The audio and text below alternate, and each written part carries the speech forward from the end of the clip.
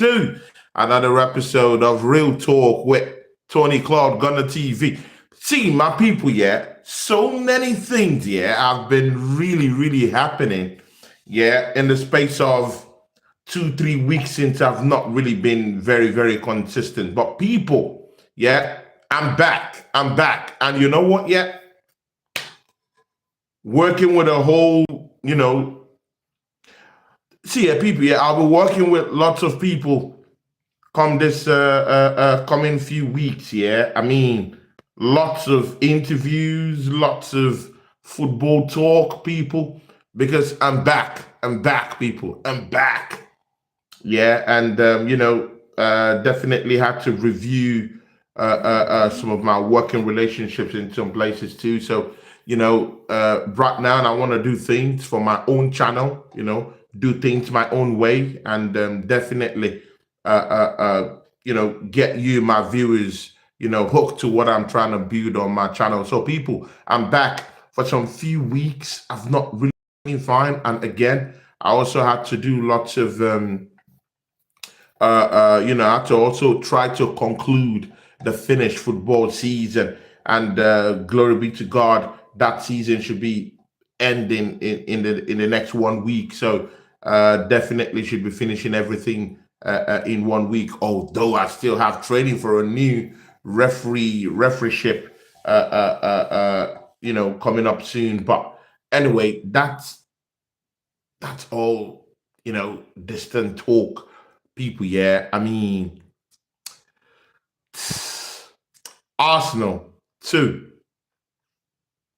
Newcastle 1, people. We're gonna talk about this. Definitely.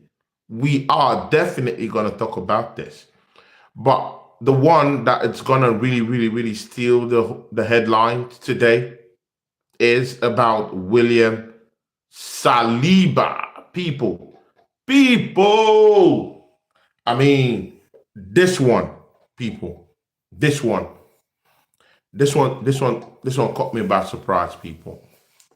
It really caught me by surprise. William Saliba signs a new deal. We'll talk about all of that, at the top of the hour on the show, and of course, PGMOL disgrace. I mean, people. Yes, I said it. PGMOL disgrace. I mean, we have to talk and put perspectives into all these things. I mean, haven't seen that disgrace, yeah? Big up to JJ London. It says, yes, my Ghana, where you where you at? Where you from? And of course, Waffle Done. See, people, my brother, me and Waffle Done, we will get something done by the grace of God this week, yeah? Because we would do something this week. We think maybe Thursday, Friday. We should do definitely something. Finish football season is nearly over. Just one more week, but the games are scanty now. So definitely, I'll be doing lots of stuff with Waffle Dawn. I'm back, people. I'm back. The devil tried to hold me down, but I mean, the God we serve is an almighty God, So I'm back. I'm feeling good, and I'm ready for the punches. Ready to go to the depths with my brother, Waffle Don TV, the Don Dada of YouTube. That's my guy. Big up to him, Waffle Don TV. And of course, JJ London. JJ London says, yes, my gooner, where you at? Where you from? See, JJ London, I'm from 3 places. I'm from Nigeria. First of all, I'm Nigerian. Secondly, I'm British. Thirdly, I'm Finnish. But usually I just claim I'm Nigerian. How about that, people? Yeah, I mean, the motherland, you never throw that away, innit? So big up to JJ. But JJ, currently I'm in Finland right now anyway. But big up to you. And if you're just joining my channel, please make sure you subscribe to the channel and show me some love. He calls it, he says it, jollof rice. Yes, jollof man. People, I'm back. JJ London just put a smile on my face. It talked about the jollof rice. See, people, I know Waffle Don. I mean, me and my brother Waffle Don have talked for a while, and he's told me, you know what, Tony, I've been able to eat the Nigerian jollof rice, and he loves it. See, people, I can't wait to be in London, and just go break bread with my brother waffle don TV, probably maybe some plantains, and they eat that down there in the Caribbean too. So waffle don should be used to eating plantains too, and and jollof rice. JJ, do you eat jollof rice? Do you like jollof rice? I mean, people. And he says, can you notice my top in my picture? I mean, it's too small, but definitely after the show, I will take a pip at it. But big up to you, JJ London. And please, I want you guys to start telling me, Saliba signs a new deal at Arsenal. People, see, when Arsenal brought in this guy from Saint Etienne for 27 million euros, people, I was saying, you know what? Yeah, okay. It looks like a good guy. It looks like a good signing. But, it was rough around the edges just a little bit. It wasn't up to scratch. It wasn't really, it wasn't really the finished article. Let's just put it like that. But people, he went down to Saint Etienne, came back, went back to Nice, went back to Marseille, and people, he came back and he became a beast altogether. Since then, William Saliba has been a beast, people, for Arsenal. And you know what? Yeah, he just signed a new 5-year deal with Arsenal. To put you into perspective, people, yeah, he already had 2 years remaining on his old contract. So Arsenal have been able to agree more 3-year deal. So in factuality, it's a 5-year deal that runs from now concurrently into 2030, people. 2030. That's when the deal has been signed up to. And people, we just have to say, William Saliba, welcome to Arsenal yet again. Oh my God, people. You know what, people? Yeah, I'm happy for that signing. Big up to Paul Forward, Blue Nose, who just popped into the channel.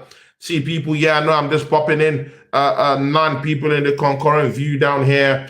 JJ London just came down here. And JJ says something. He says, I was raised on jollof. Many Nigerians in South London. Yeah, exactly, man. South London. Oh, lots and lots of Nigerians. Mostly when you go to a place called Peckham in London, you would see lots of Nigerians down there, in Peckham. I mean, they're scattered all around London, to be very sincere with you. They're in the highbrow areas. They're in West London, they're in South London, they're everywhere. North London, Ainsfield, everywhere. Finsbury Park, everywhere. They're everywhere. So and that's the thing with Nigerians. We like moving around and staying in lots of places. So it is what it is. But, always still proud to be a Nigerian, people. And Waffle Don says, good Nigerian restaurant in Southeast London. Definitely those restaurants in Southeast London. But I still do like the Caribbean, the Caribbean meals that, I used to eat around Southeast too. Because in Southeast London, there's lots of Caribbean restaurants. Even in North London, there's lots of pop-up Caribbean restaurants doing the rounds down there with good food. So I can't wait to just go visit my brother Waffle Don in London when I get there. Probably I'm looking at Christmas, but again, let's see what happens. Of course, JJ said it's a big deal. Madrid wanted Saliba. We are finally keeping the stars from La Liga. Exactly, people. I mean, people, yeah. If the wool hasn't washed off your face right now and about the best league in the world, people. I mean, you're sitting on a long thing. Gone are those days, yeah, where players would say, you know what, yeah, I just want to go to Real Madrid when I have something good going on in England. Come on, man. Are you crazy? See, people, yeah. I mean, see, Saliba said it in that interview. He said, you know what, yeah. He said it for all to see, yeah. He said some people prefer to go to Real Madrid. They prefer to go to Barcelona. But me, I prefer the... Oh, my days, people. People, when was the last time you saw, yeah, an Arsenal player be so proud, people, be so proud, be so proud to even add the name of Real Madrid blatantly in public. Bro, I've not seen it. I mean, I've seen those that have kissed the badge. I've seen those that have fought for transfers to the Arsenal. But we don't know if Real Madrid maybe came calling for Gyökeres. Maybe he would have said, you know what, yeah, Arsenal, see you later. We don't know about that. But Saliba, to me, is that first player that has mentioned, I mean, he has said it directly in public, people. In public. I have not seen any player do that in public, yeah, in full public display, yeah, and say, you know what, man? Other people prefer to go to Barcelona. Others prefer to go down to Real Madrid. But I, William Saliba, prefer a proper, not London team in Arsenal. People dig it. And you know what, yeah? Real Madrid, that's for you. Yeah, suck it up. Real Madrid, suck it up. I mean, gone are those days here where the best of the players just leave just leave their thrones. Yeah, I mean, just look at Arnold. You just left your throne in Liverpool and went to Real Madrid to stink up the place. Oh my days, people. I mean, who are managing this? Who are managing these knuckleheads, people? Yeah. Who are managing this knucklehead? But you know what, yeah? You made Liverpool more, more vulnerable this season. Thanks, Arnold. Enjoy your Real Madrid. I can't wait to face Real Madrid in the semi-finals of the Champions League yet again. I mean, in the quarterfinals and smash them up, yeah? And get into the semi-finals. I can't wait for that, people. Because you know what, yeah? This Saliba resigning into the football club, people, it has lots of ramifications.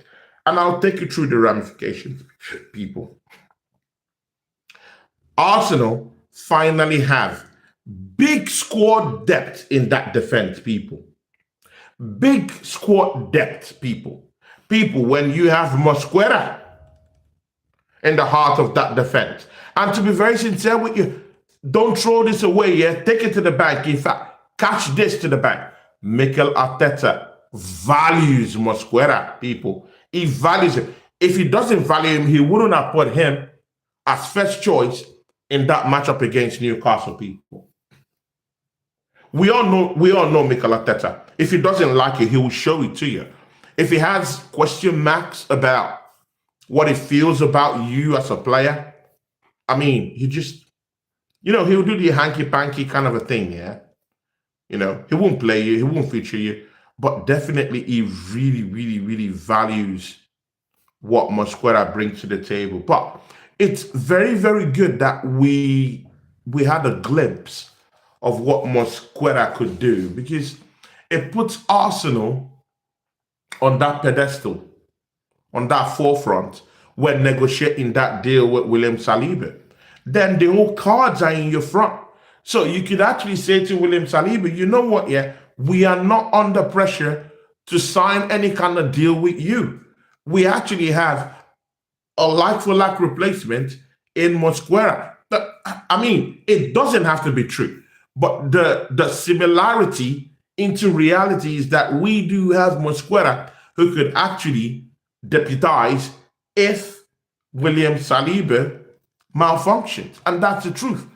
So in that negotiating table, Arsenal were just, just playing those, just throwing those cards. Hey, we now have squad depth in our defense, but we still like you, William Saliba. We still want you to still be the brain behind our defense. You're a strong man in defense, yeah? Even if you might have, gotten into a little bit of, an injury scare last 2 seasons, injury scare this season, a little bit of injury have engulfed you, but we still love you, William Saliba. Despite we still have Mosquera, we still want you to sign. Stay with us. Stay with Arsenal. Look at your development. We brought you from Saint Etienne. We loaned you down to Marseille. We loaned you down to Nice. You came back. You got into the Premier League uh, uh, uh, team of the year. Yeah, like for God knows how many times. Yeah, he got into the UEFA team of the year. See, people, Arsenal have very developed William Saliba, and it's only just that the brother actually gave us the goods in this one. Signing a new 5-year deal, keeping him at Arsenal Football Club till 2030. People, imagine all that squad depth in defense. And we are still even having the best defense in the league. People, people. So if William Saliba have any sort of niggle, any kind of ankle injury, any kind of knee injury, anything that will likely keep him out of any game, we have Mosquera to call on to. But most importantly, we now have security with our players, which is something that, you know, Edu and some knuckleheads who were in the football club before wanted to just twat away. Right now, and again, see, people, yeah, this is why you have to make hay in terms of bringing in talent into the football club on a steady basis, so that when there's injuries or when there's contract negotiations with top echelon players, yeah, with top-notch players in the football club, yeah, they would say, oh, you know what, yeah, Arsenal don't have a backup, but they still want to keep me. You know, they will have that at the back of their mind that, oh, we can't strong arm Arsenal on the negotiating table. They know this. Saliba could never strong arm Arsenal to give him a deal that's probably not what Arsenal want to give him. Why? Because Arsenal have already brought in lack for lack replacement for him. And that's why it's so easy for Arsenal to tie up that deal. And that's why when we go to Saka right now, yeah, it's gonna be easy peasy for the next deal for Bukayo Saka. Because you know what? Saka has been engulfed with injuries for this past season. He knows it. He understands it. He knows this. And he knows he's earning a king's ransom, people, at Arsenal Football Club. He knows this because Saka knows this. But you know what? Noni Madueke, whom everyone, you know, rubbed their nose, squeezed their noses when he was about to come to the football club, yeah? On an Arsenal shirt, he hasn't scored goals, but his impact has been very noticeable, yeah? Because Saka will be looking at this right now and say, you know what, yeah? Even apart from that, Arsenal still have other options in Max Doman down there. We have other options like Waneri Ethan, who just signed a new deal, by the way, at the football club. So Saka will be looking at all these options there and say, you know what, yeah, I better sign this freaking deal right now and get what I can get from the football club. That's what he'll be thinking right now. See, people, there's power in having options. There's power in having several options in several spaces, in several positions in your team. Let's see what Waffledon says. Oh, this is talking about, it says JJ London, I know them ends well. And of course it says Tasties in Woolwich. Yeah, exactly. It's top tier. Niger food, exactly. And of course, Waffledon is proper. It's proper London bread, bro. It's proper London, bro. Testers of Life says, according to AI calculations, Arsenal are favourite to win the Premier League. What's your thought on this? See, Tester, Arsenal would win the league. See, people, can't you see that Liverpool is struggling? People, Liverpool are struggling to win games. Can't you see it? They reinvested heavily in the summer into Reds. And people, look at Ritz, bro.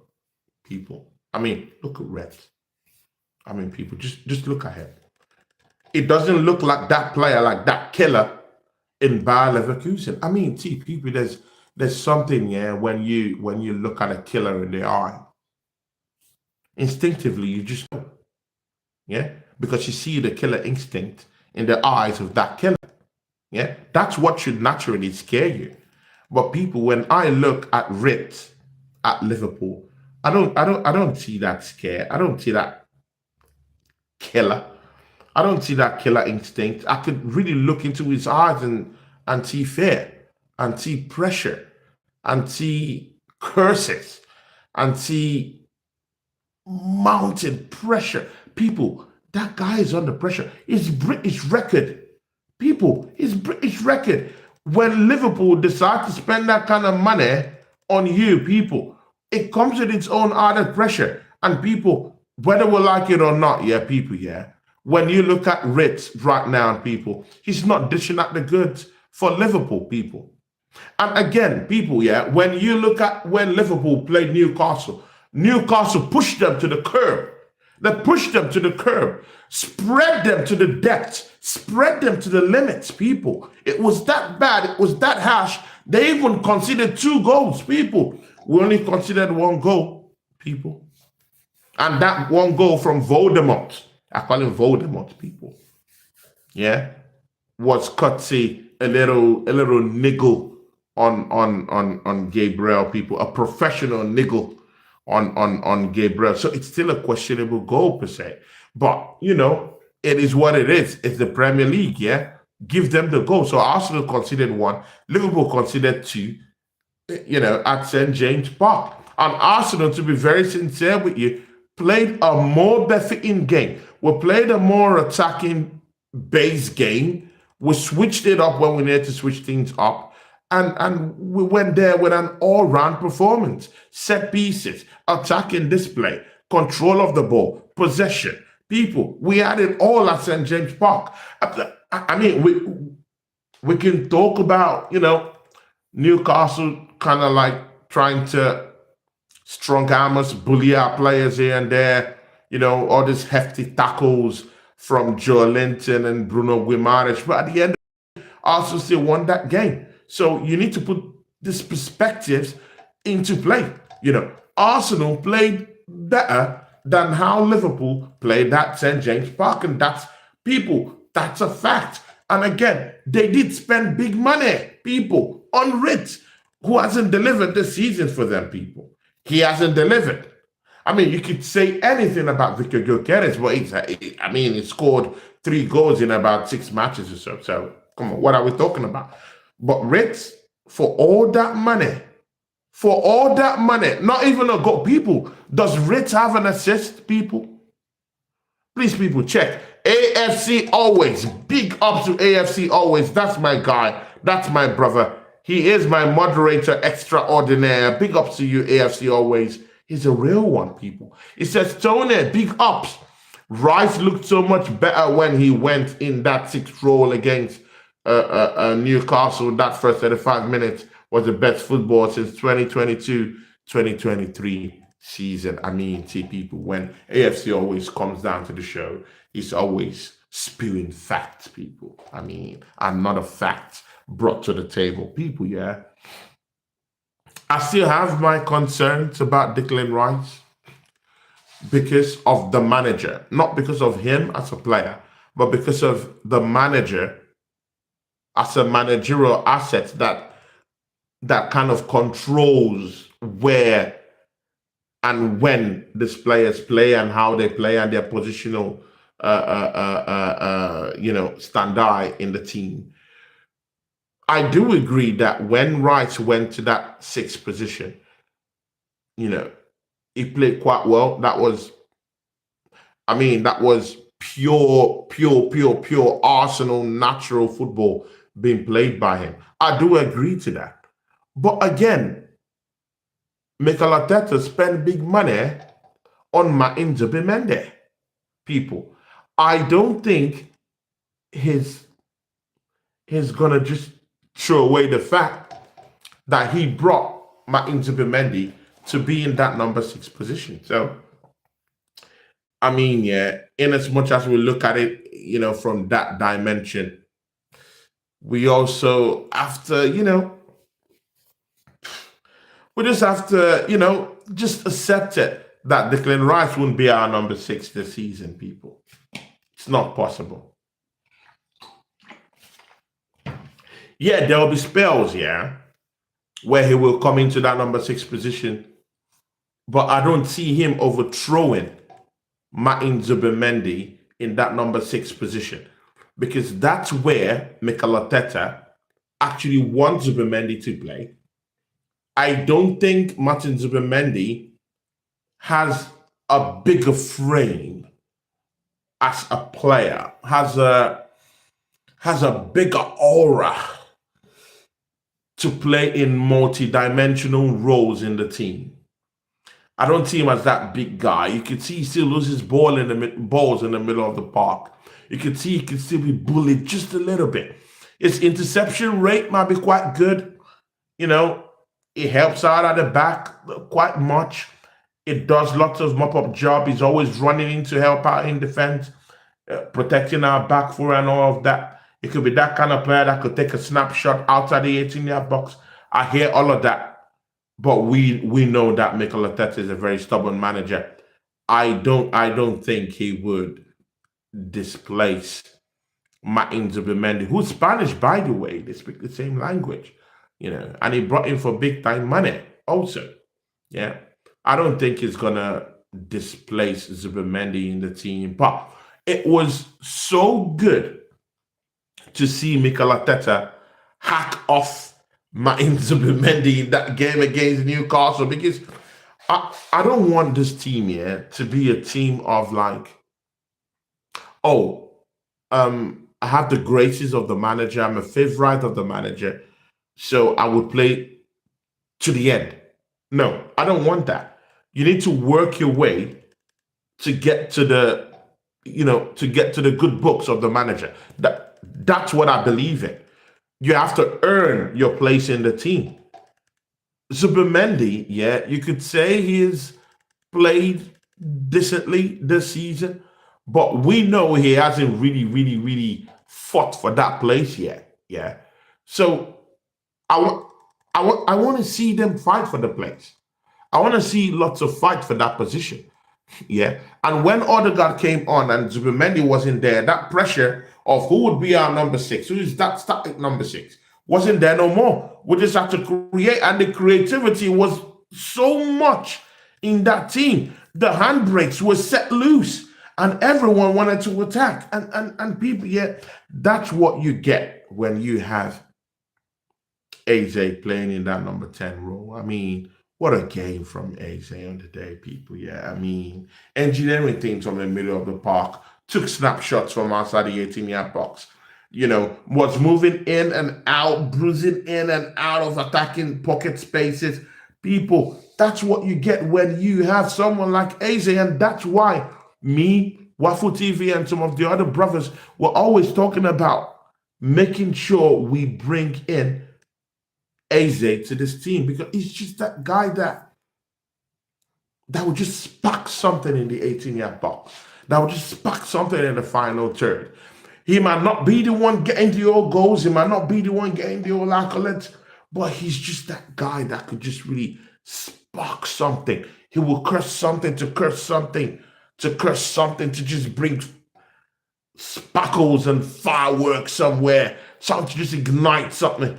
He might just take a shot, and that shot is spied by the keeper, and he goes out of play to go to a corner kick, and also can get the corner kick and score from the corner kick. People, it's all part of the plan. It's all part of the plan.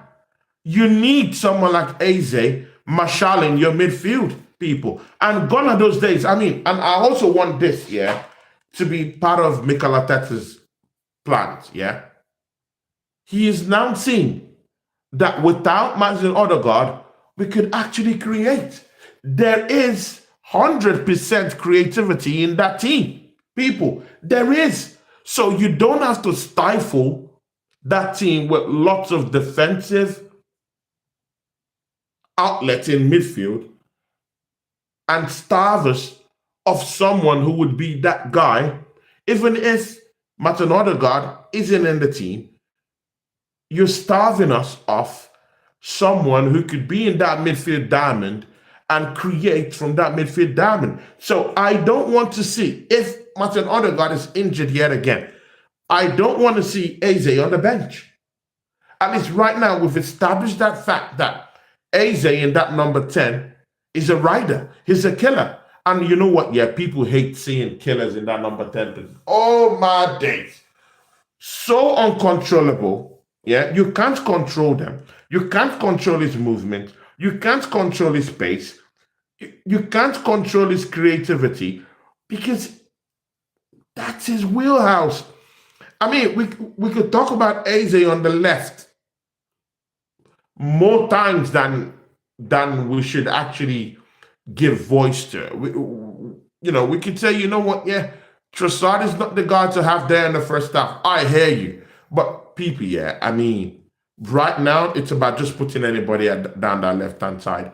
We do need creativity down the middle, people.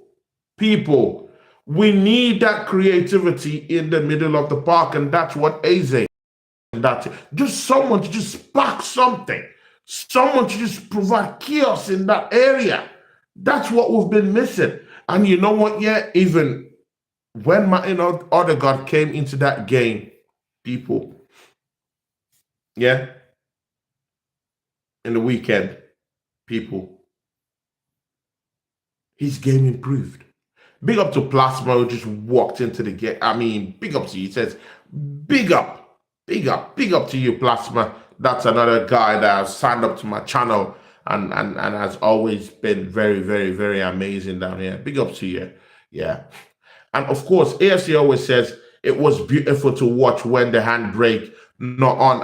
I mean, people, yeah, see, it's very clear to see Mikel Arteta has been setting up this team to defend properly. Yeah. And it doesn't give us the advantage when we're playing against these teams that know how to stifle our players offensively. Yeah. He's choked the midfield with defensive midfielders.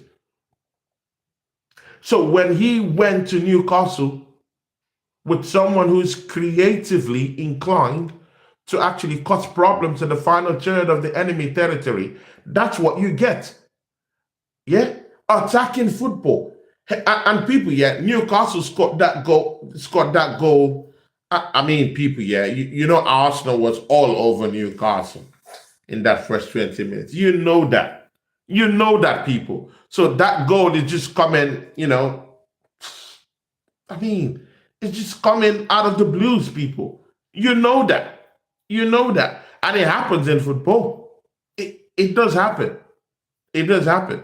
It was a wake-up call, a necessary wake-up call that we could have gotten at that time. But people, yeah, this is the thing. Arsenal go to Newcastle and win. I mean, people, Liverpool went to Newcastle and won. It was a hard-fought win, yeah? When Liverpool went there. People, you knew the narratives, yeah? When they went there, yeah? Oh, Liverpool won. A scene of champions. A scenery of champions. This is what champions are made of. Premier League rivals, where are my Don DeMarcos? Where are my praises? Where are my, that's the thing of champions. When I go to Newcastle, Arsenal cheated their way through and won the game. The ball hit the arm of Gabriel. Gyökeres dived. People, what is this hatred on Arsenal all the time? But when it was Liverpool that went down there, yeah, and won in a very shabby way, and by the way, consider 2 goals on the road, yeah, while on that, yeah, it is, Liverpool, a team of champions, ambition, this is the team. They're going to win the league. They're the best team in... shut up. Shut up, people, yeah. Shut up. Just shut up, people. See, people, yeah, We can see, and this is why I like people who think for themselves.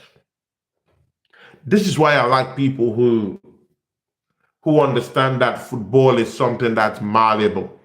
It's something that's changeable. It changes. It changes all the time. It evolves all the time. You can see Liverpool. Rich is nowhere. See, people is nowhere to be found. Yeah, he's a flop. People, if we go, people, when Kai Havertz came, people labeled him a flop even before he kicked the ball. When Madueke came in, people said he's useless. He's not going to do anything for Arsenal. It's useless. They've already labeled him a flop. People, all these players that that played for Arsenal, yeah, are already labeled as flops already, yeah, by this rival fan base, yeah. But we see Ritz and no one has the balls. No one, even all these podcasters, even Arsenal podcasters. Yes, I said it. Even Arsenal podcasters don't have the effrontery to say Ritz is a flop. He's a flop, people. He is a flop. He's a flop. I mean, you're not contributing to his goals. You've not banged in goals yourself. You look useless. And you're supposed to be the most expensive signing in British history. Yeah? So, to be very sincere with you people, yeah, the bias on Arsenal is so horrible. I mean, after that win over Newcastle, people, do you know what I was seeing on TV? It was Gabriel kind of like, shoving Voldemort on the face. That was what was plastered all over big media. That's all. No one saw when Joe Linton used his clothes to actually see people. He wanted to uproot the jaw of Gyökeres in a challenge.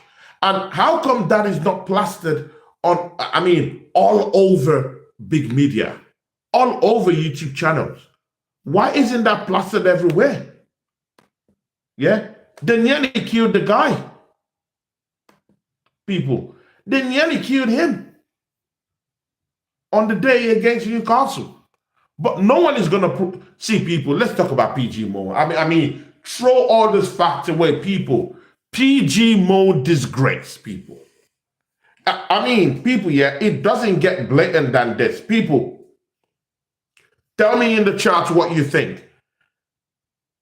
If, let's just say it was Liverpool playing against Newcastle at St. James Park, people, and Nick Pope takes a pop at Mohamed Salah in the 18-yard box. And even if he touches that ball, even an ounce, even if he gets an ounce of that ball, people, don't you think they're going to give Liverpool a penalty almost immediately? Do you think it's going to go to the VAR, people?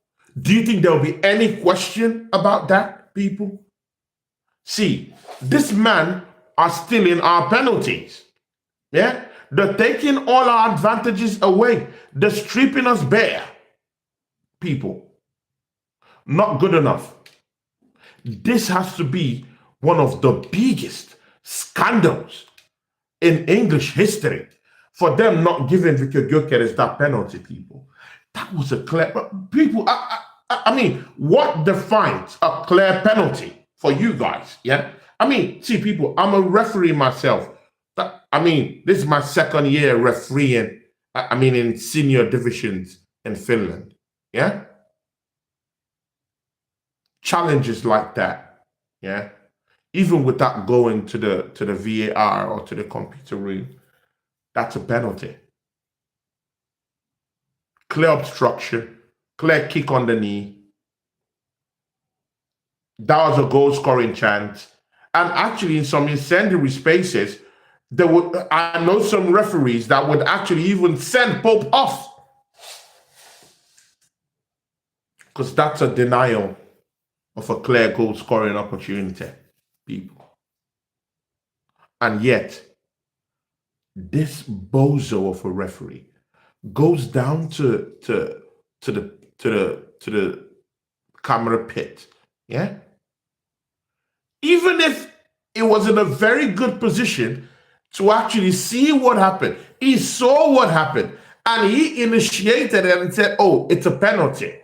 That's instinctive because it was a penalty. You can't deny it. And then VAR persuaded that goat, Jared, to actually say it's not a penalty, people. I mean, people, yeah. I mean, what is good for the goose is good for the gander. I mean, I just saw Liverpool's Mohamed Salah handle the ball in the air before they scored against Crystal Palace. People, that ball touched Salah. It was a clear handball. And man are telling me it's not a handball. People, we saw it. See, people, yeah, this PGMOL disgrace, yeah, people, we're not going to have it. We're not going to have it this season. No. It's just better you hand over the title to Liverpool and say, oh, we love Liverpool, we want to hand them over the title. I would respect PGMOL if they do that to us. I mean, it's better at this point. Yeah, it's better. Just hand Liverpool the title and give it and let's know that, okay, we're not fighting for no titles no more. Just hand it over to them. This is not sustainable, people. It's not sustainable. Taking away our penalties. It's not sustainable. Voldemort had a slight push. People, whether it's a slight push, whether it's a big push, whether it's a people, he had a slight push on Gabriel. But it's because it's Arsenal, no one wants to, talk about it. But I bet you, if that was Liverpool, that there was a slight push on Konate,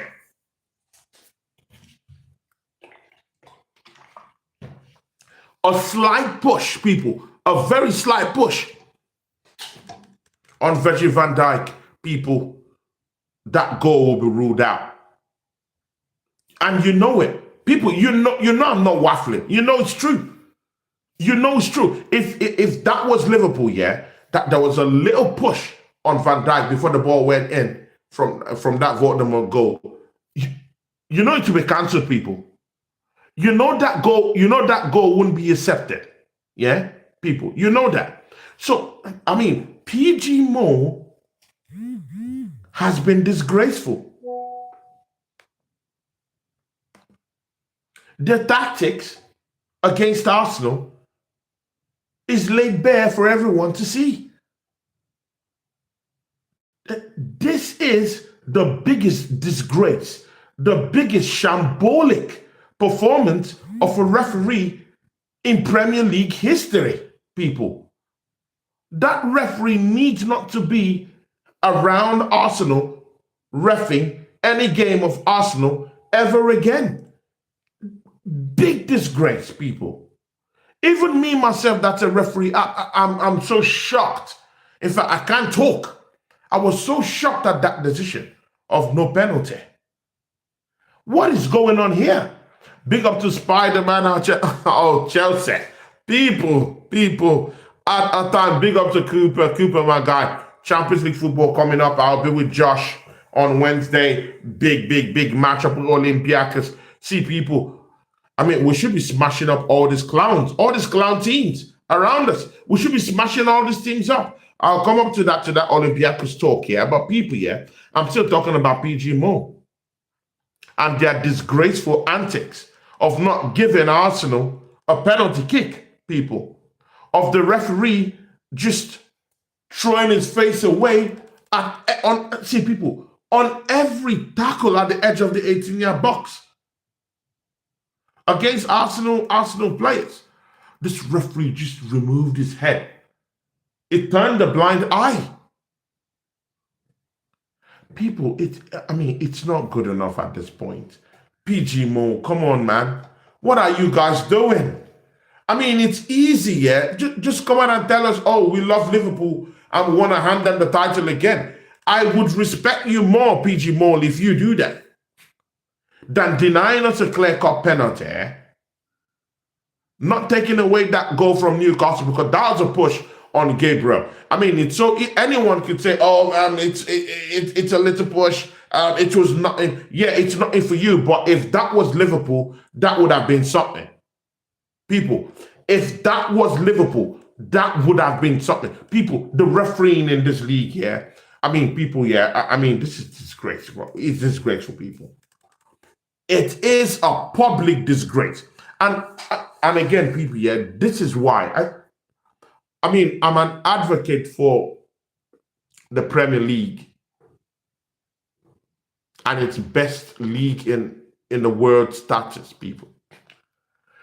But why does the best league in the world have the most horrible, horrendous, scandalous, disgraceful refereeing ever in the history of football? People, shocking refereeing, bro. I couldn't believe my eyes. I was like, is this a top flight referee? You need no VAR to check that. He hit his knee. He hit his knee. And it's not about even getting the ball at this point. It's about, was there a clear and obvious foul? And the answer is yes. Would Gyökeres have gotten to the ball if not that the goalkeeper shined him on the knee? The answer is yes. So why are you denying Gyökeres a goal-scoring opportunity? Oh my God, PGMOL. Please, if you want to hand over the title to Liverpool, just tell us. Let us know at this point. Just tell us you want to hand over the league title to Liverpool, and then we will respect you more than all these tricks and all this, I mean, all this hocus pocus magic and all this. Don't do that. PGMOL, don't do that. Don't do that. Don't do that with us this season. I mean, for the past 3-4 seasons, we've been seeing this going on and on and on, and nothing is going on. No changes. This referees blatantly take away our goal scoring opportunities and make us a laughing stock in the league. No, not this season. No more, not this season. And you know what, yeah, people, yeah. In as much as these referees want to really toil with us, I also want us to actually toil with these teams. Yeah, I want us to be very, very, very, very, very effective with our set pieces. Yeah, people. Yeah, people call it the cheat code. I want our cheat code to be more efficient this season. Yeah, people. And most of these teams, they know that they will get punished. Yeah, they will get punished. Many of these teams don't want to concede corner kicks to Arsenal because it's like conceding a penalty kick to Arsenal. Oh, my days, people.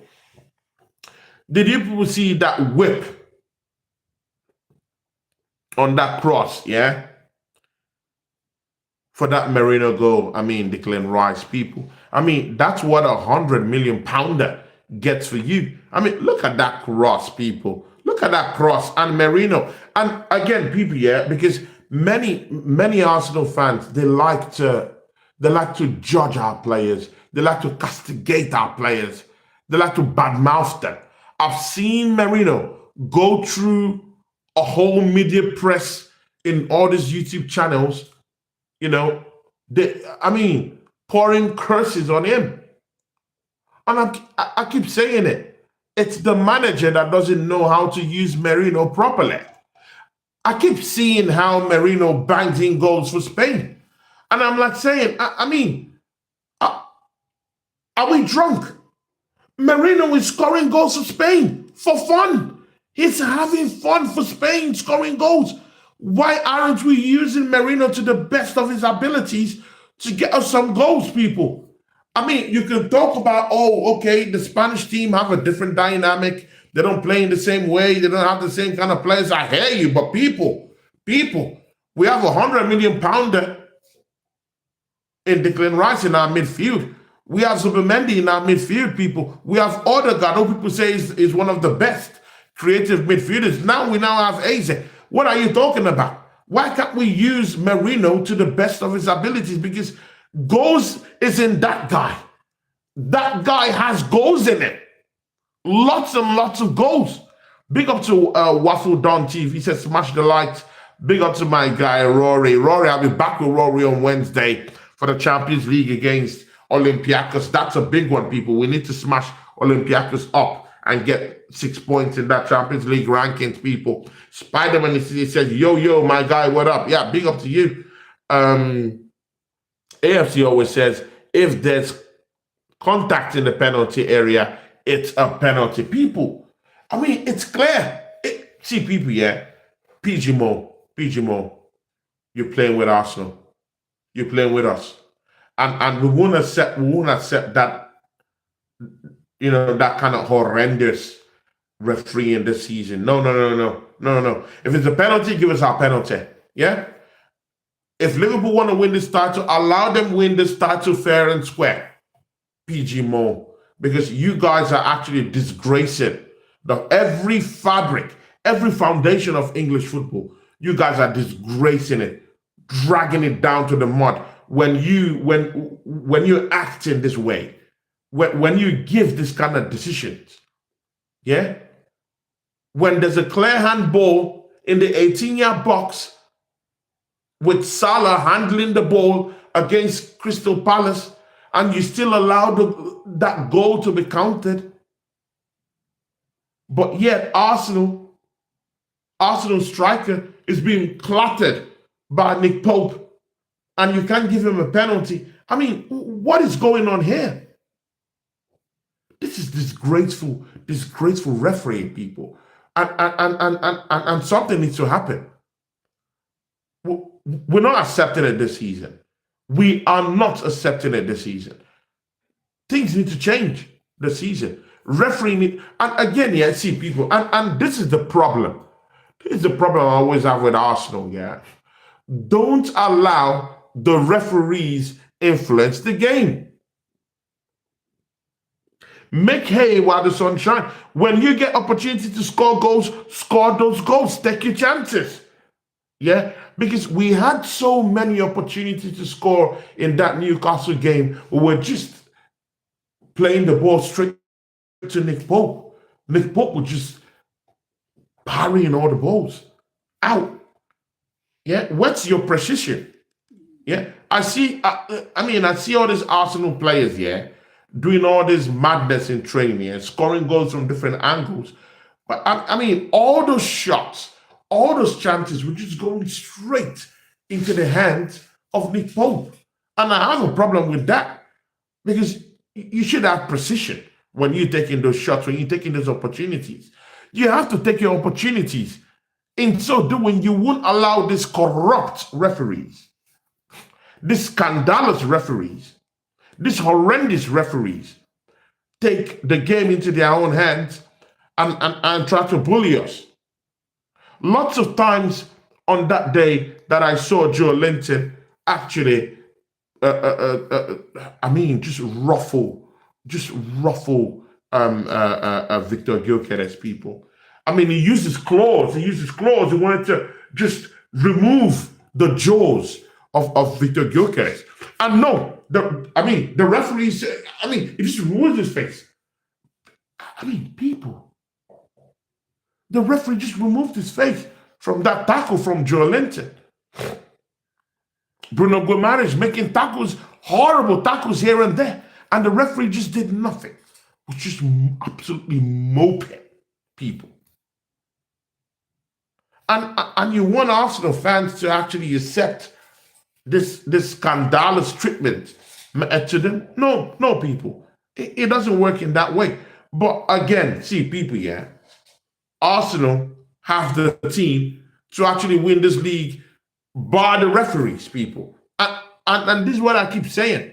I told my bro Waffle Don TV, I said, Waffle Don, Arsenal's going to win today. Of course, my brother Waffle Don said, I don't think there'll be a win today, but you can understand that. St. James Park has been one of the most horrible places for Arsenal to go stomp up points from. I hear you. But people, see, watch this. Arsenal have now gone to at least 3 of our most dreadful places to ever be at, people. We've gone to Old Trafford this season. We've got all 3 points, people.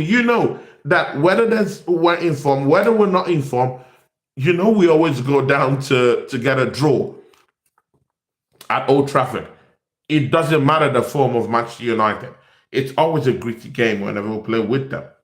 Good. Throw that all away. We've gone to Anfield already this season, yeah? Yeah, we lost. That was a special free kick from Saliba. You have to give it to him. I mean, people, yeah, I'm not like these other rival fans, yeah? I mean, I give credit where credit is due, yeah? Great goal from Saliba. Liverpool beat us fair and square, and I accept it, no problem. But their style of play leaves something to be desired, innit? Yeah? Because if you say you're the best team in the league, you should be beating us. I mean, you should be smashing Arsenal up, innit? Right? If you're the best team in the league. But I didn't see any smashing up. I just saw them win from a very, very beautiful free kick. And that's what it was. A win from a beautiful free kick. People. That's what it was, people. And right now, we've gone to St. James Park where we've only had people. Arsenal have lost our last 3 meetings with Newcastle in 4 games against Newcastle at St. James Park. People, that is that's a jail. Yeah, that's hell for Arsenal to go to. And we walked into St. James Park and picked up the 3 points with only considering one scandalous goal away from home against Newcastle, people. So we've been to St. James Park, we won. We've been to Old Trafford, we won. We've been to Anfield, yeah, we lost that one. I totally agree with that, people. We faced Manchester City, people. We faced Manchester City, so of course we'll be going to the home, but at least we've gotten away that first one from Man City. And to be very sincere with you, I don't think Pep Guardiola has the cojones to come out even at the Etihad against Arsenal, people. Take that to the bank. I don't think Pep Guardiola will come full throttle against Arsenal at the Etihad. To be very, I mean, see, people, when was the last time you saw, big up to Latvian Gunner, people, if you've not subscribed to Latvian Gunner, you're sitting on the long thing. This is a real one, absolute real one, yeah? Latvian Gunner, go subscribe to his channel, go watch it. It's a real one, people. I love his shows on, I won't lie, I like his shows more on TikTok because I feel he hits the nail most of the time with the clips I see there on TikTok. So I follow him more on TikTok. I like his TikTok punchlines and everything more. But his YouTube has the full package. So go to YouTube and subscribe. Him and Waffle Don TV. These are great guys. You have to follow them. Spider-Man 44 says something. It says, those refs have main character syndrome. I mean, people, I don't know. They're all giving Liverpool advantages in this game. I saw Salah handle the ball in the 18-yard box and went to score a goal and no one said a thing. People, no one is plastering all those things all over big media, no. But Gyökeres could be cluttered by Nick Pope and nothing happened. I mean, people, yeah, I don't want to give Mikel Arteta any excuse, people. Because I think Mikel Arteta should have won us trophies already. Yeah? He hasn't done anything for us. Yeah? But I don't want refereeing decisions to be an excuse for this manager this season. But PGMOL is now making it so glaring. They're making it so glaring that we have to put that into perspective. So you can't just say Mikel Arteta messed it up. No, you have to also put into perspective that these decisions from PGMOL are actually coming down to actually bring an excuse this season. And I don't want that for this manager. I want this manager to face what is coming to him. He has to win us a trophy this season. That's for sure. But if PGMOL wants to give our manager an excuse to say, oh, well, it's PGMOL doing this thing, well, they didn't give us a penalty. I don't want that, people. If Arsenal is to fail this season, let's fail on our shield and let's know it's not PGMOL influencing situations. Let's know it's not PGMOL giving Liverpool chances to score goals while stifling Arsenal's penalty shouts. How about that? How about that, people?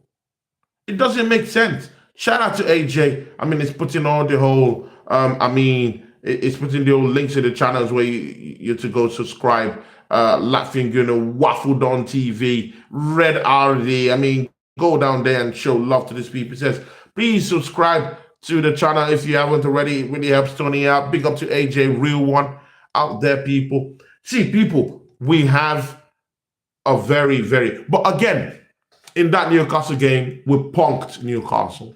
We punked them. Like, that's how to snatch the soul of the enemy. Yeah, when you get 2 late goals and just close the game. Yeah, but again, Mikel Arteta, this is what you get. Yeah, when you make the correct substitutions. All the whole substitutions Mikel Arteta made on the day were influential to the game. They had an effect on the game.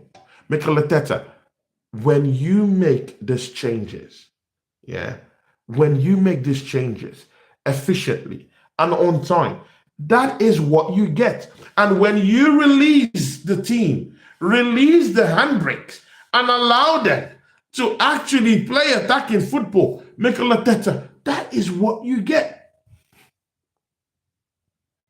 That is what you get. Mikel Arteta, when you bring in a midfield of Zubimendi, Declan Rice, and Merino, yeah? And when you watch what you did in that Newcastle game by bringing in Eze and putting him at the foot of that midfield diamond, you could see the difference in it, Mikel Arteta.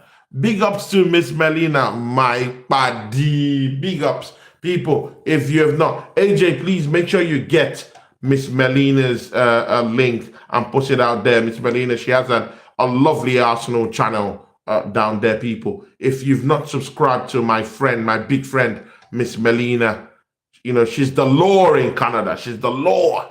Big up to Miss Melina. I love her so much. Yeah, please, people, put her, please, anyone who has Miss Melina's links to a channel, please put it down there. Let them go subscribe to Miss Melina. AJ, please do that for me. And okay. Yeah, Miss Melina says, big up to my buddy Tony. He see Farah says, go on, son. Yeah, see, Farah. See, I mean, Arsenal will have a little bit of a momentum down here right now. Yeah, people. Olympiacos next. West Ham next. Burnley. I mean, see, people, we have all these clown teams.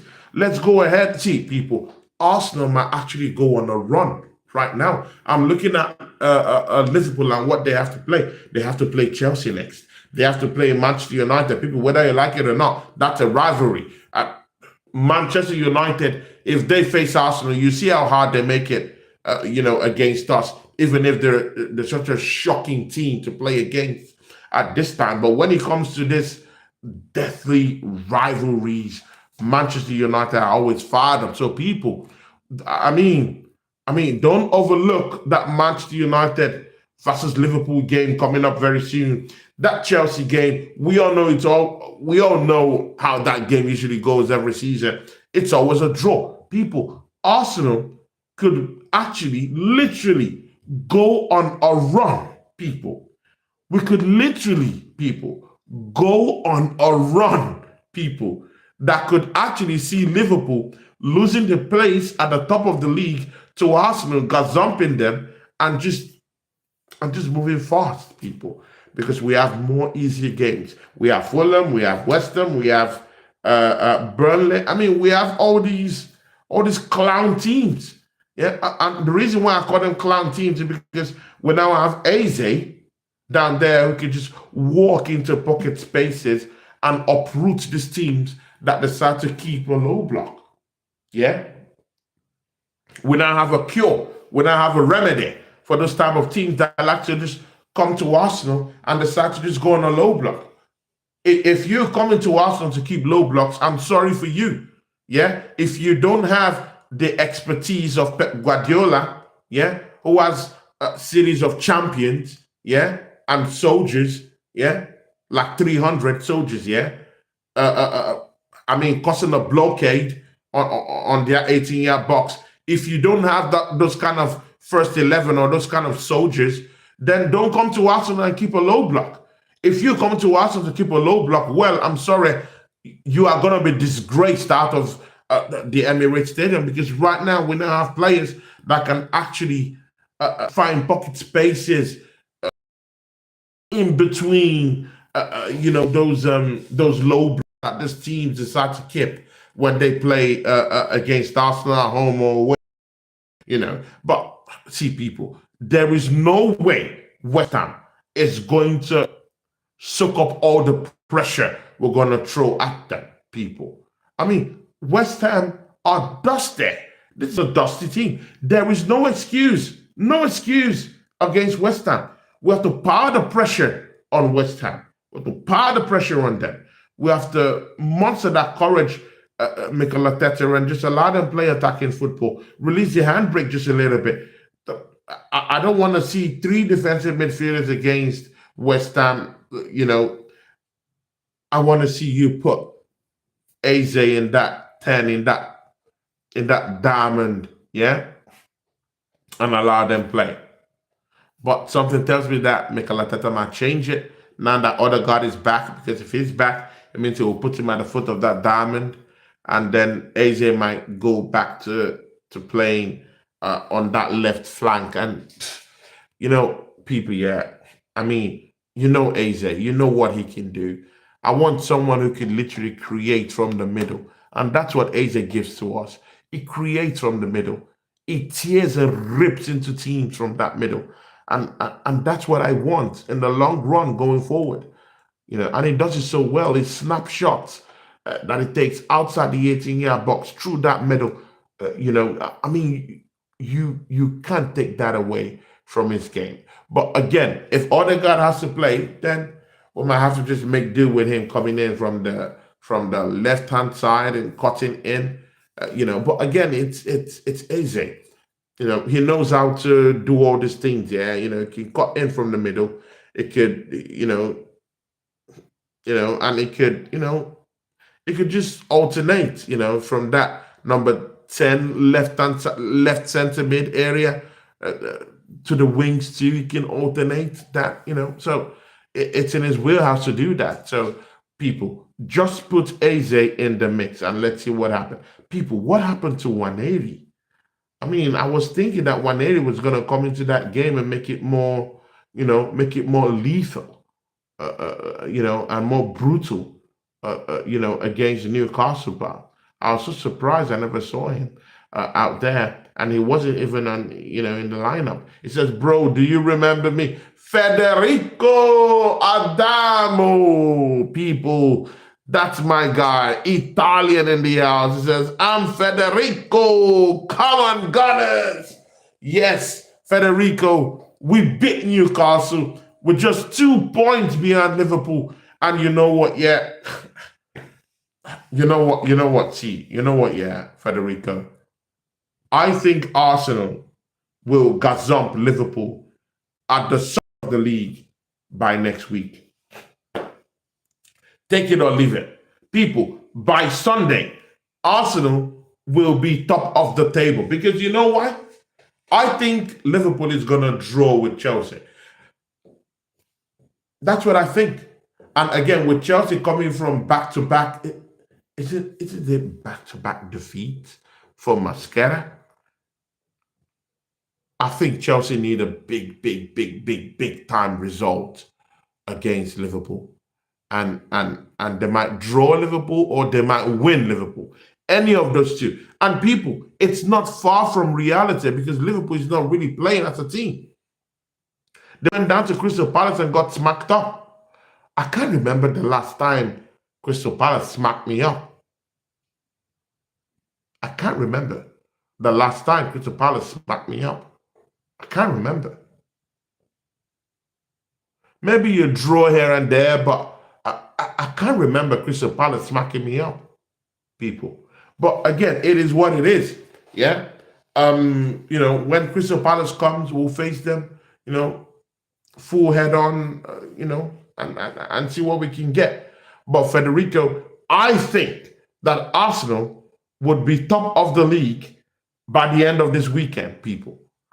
Because Liverpool will find it very difficult to play their game against Chelsea. We've always seen that fixture. We've seen how that fixture always ends, people. And Chelsea, Maresca, he needs that win. He knows it. I mean, people, he might have won the Club World Cup, but he's under pressure right now to deliver right now, isn't it? You can just really see that Maresca needs the win. And if he's playing against Liverpool, he needs that draw right now. He needs something to get Chelsea going.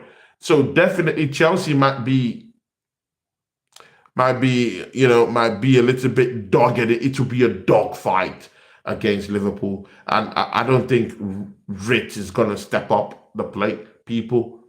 It's a flop. It looks like a flop, people. And you know what? Yeah, all these rival podcasters won't call it what it is. If it's Arsenal, they would say, oh, people are already calling Gyökeres a flop, but you don't want me to call Rich a flop. They're already calling Gyökeres a flop. But they don't think that Rich is he's a flop, people. And I mean, you could also see, people, I saw Isaac in that Carabao Cup game gasping for air, people. He was breathing hard. He's not match fit, people. People, this Liverpool team are gasping for air, people.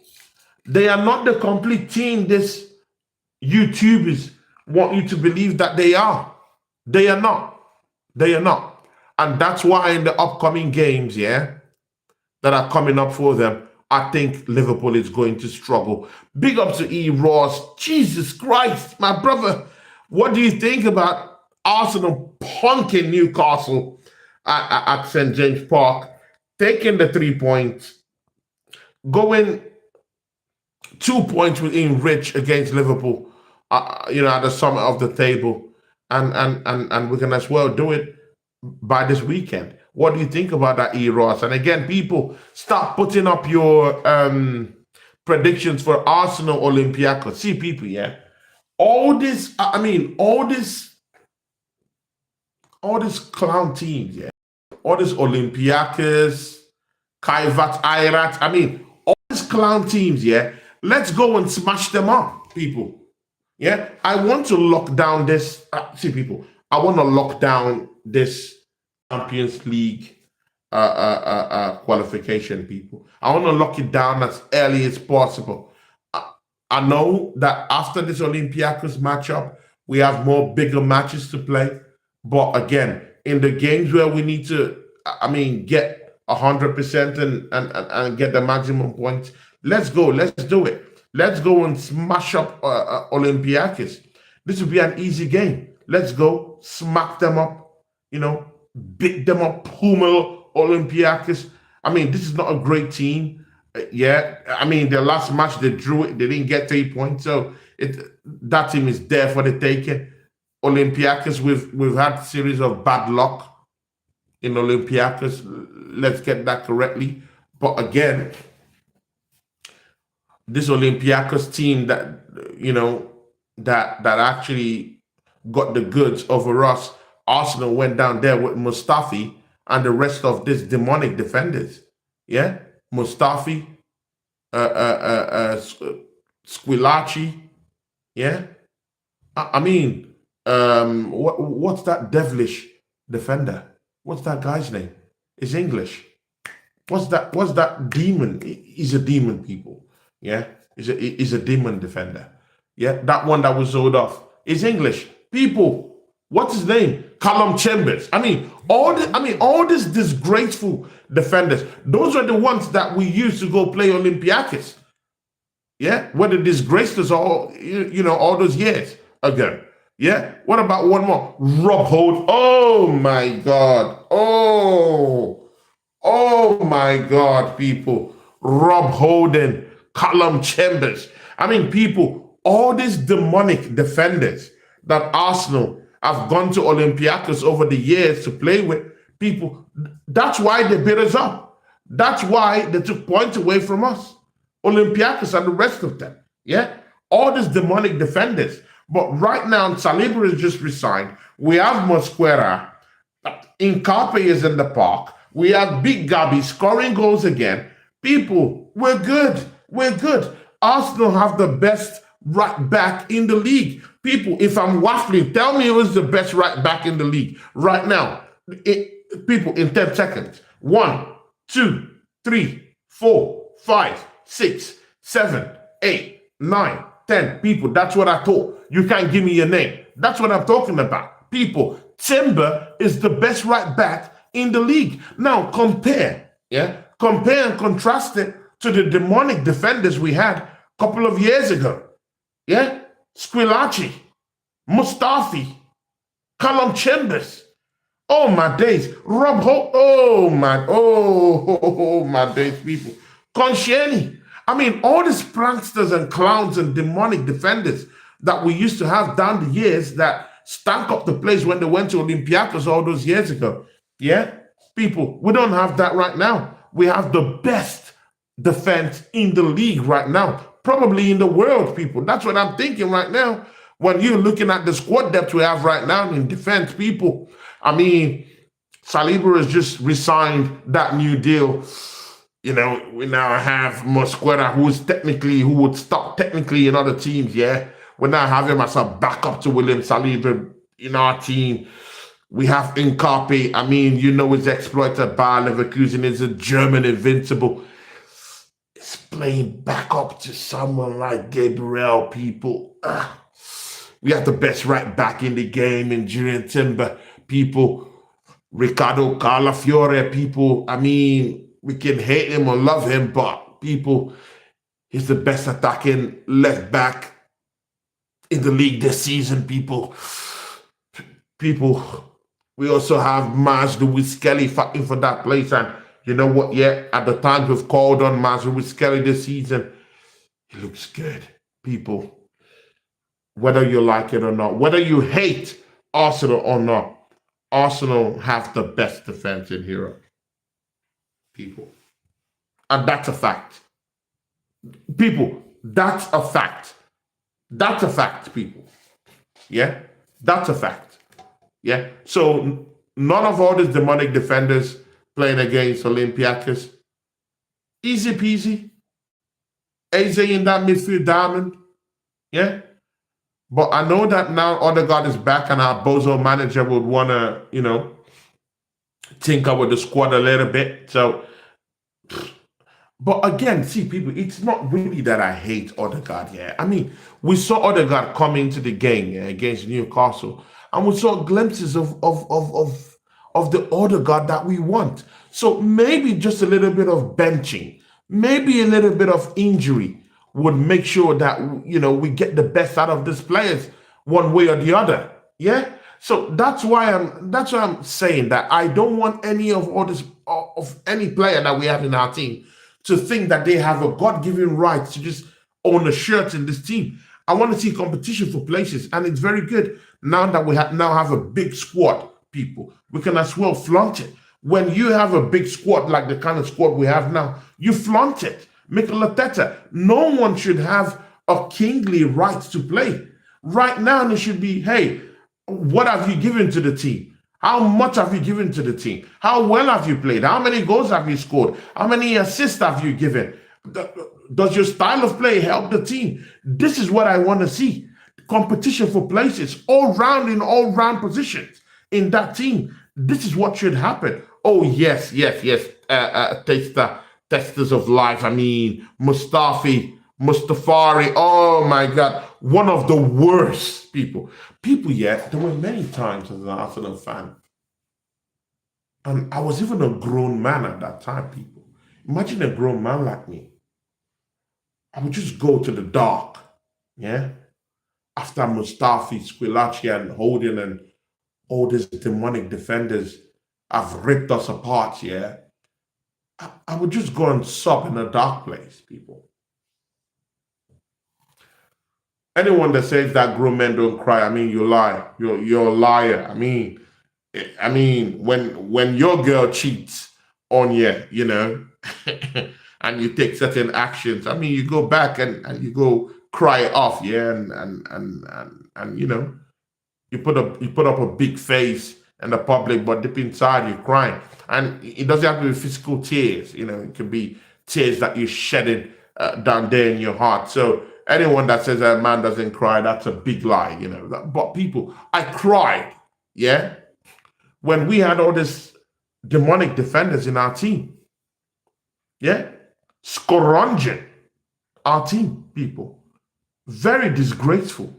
So right now, yeah, I know that I don't have to cry no more. Having this stinky players, you know, in our team.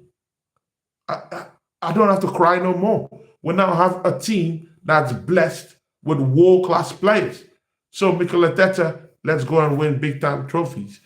Big up to Miss Melly. She says, big up Rory. Yeah, Rory's in the house.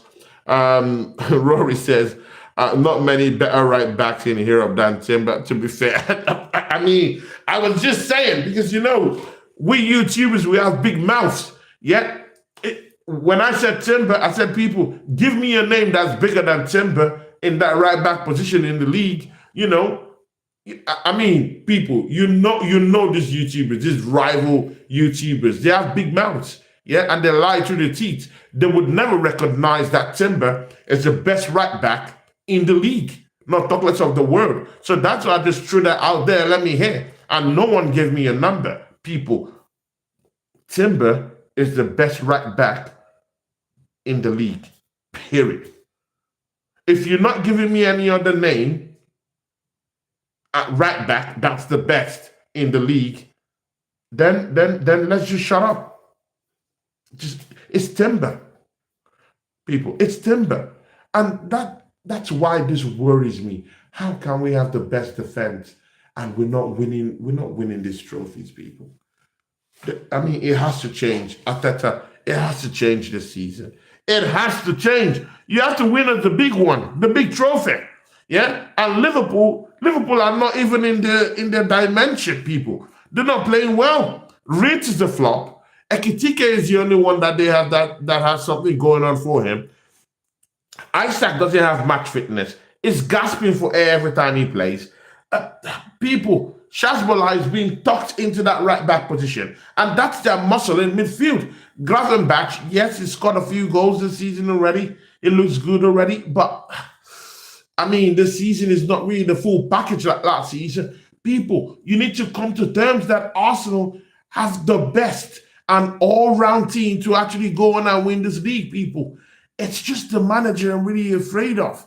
People, we need to win the league this season. No excuses, people. Let's go tomorrow and smack up Olympiacos. Yeah, I will be with Red RD Rory, my brother.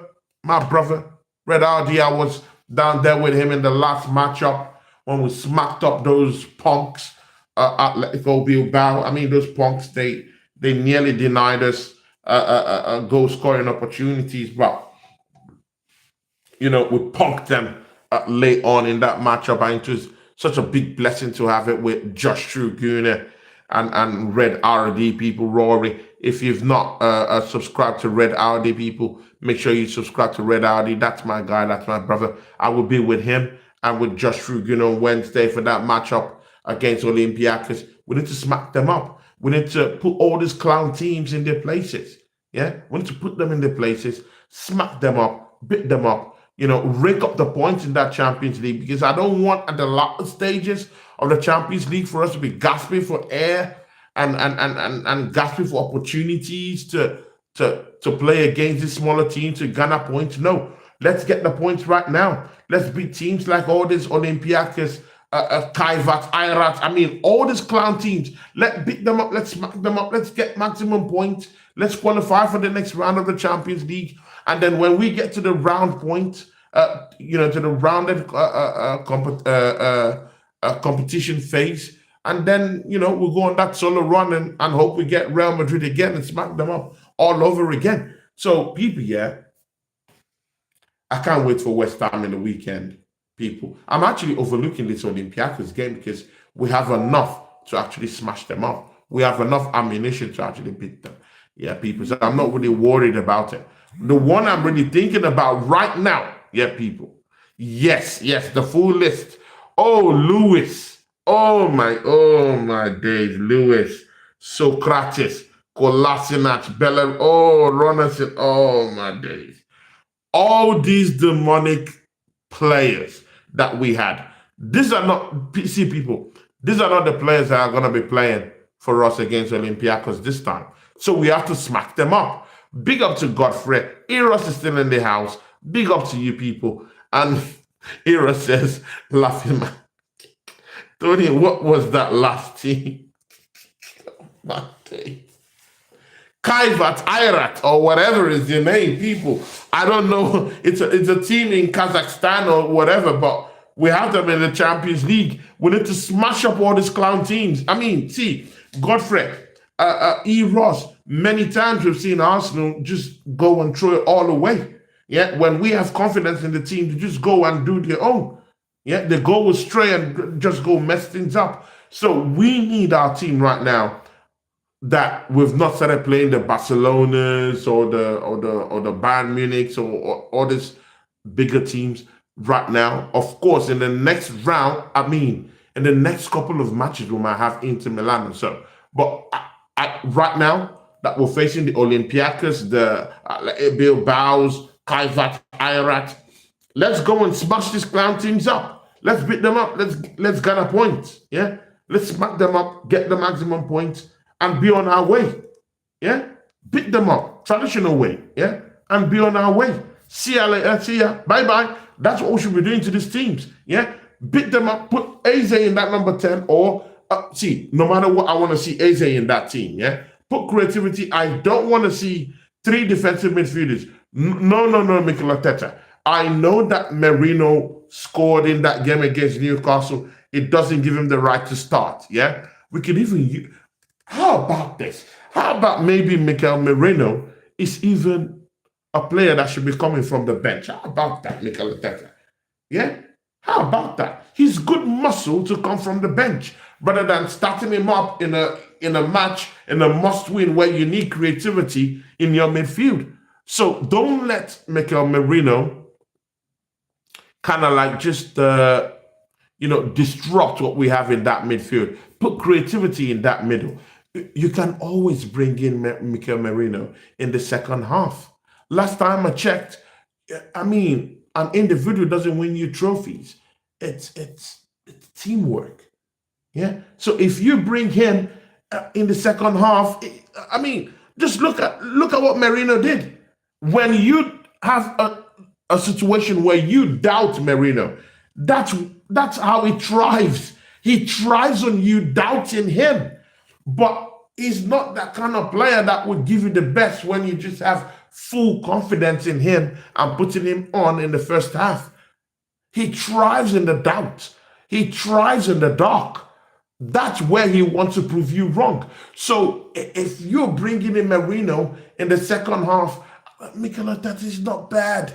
Throw away this favoritism. You can bring him in the second half, but in a decent time in the second half. How about 70th minute? How about 65th minute? You bring in Merino, he uses his head, he gets to the goal, and see you later. Bye-bye, Olympiacos. How about that? Yeah, but don't put 3 defensive midfielders in the middle. We need at least a creative player, a creative spark in that midfield 3. How about that, Mikel Arteta? Give us the win against Olympiacos. We don't need to struggle. Just routine work. Go there, tap, tap, boom. We have Vitor Gyökeres, who's good in European football. Let's go.